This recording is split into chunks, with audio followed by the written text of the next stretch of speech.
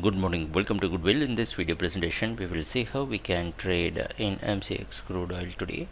Before looking into that, let us see what happened yesterday and what we expected yesterday. The chart you're seeing is 7-minute candlestick chart, and this candlestick indicates yesterday's price opening, which shows that the market opened here 4,464. We expected crude oil to stay in buying if the price is moving above 4,483.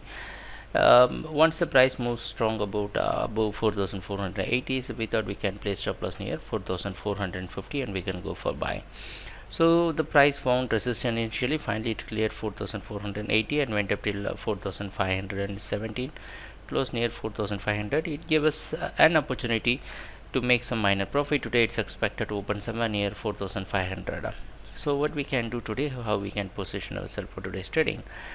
You can place stop loss at 4,470. You can go for buying in crude oil, expecting that the price can move little bit higher. Please don't expect for big profit. Whatever you are getting, book it and exit from the market. And let's see what's going to happen during the trading session. And thanks a lot for watching our videos. Happy trading. Take care. Bye.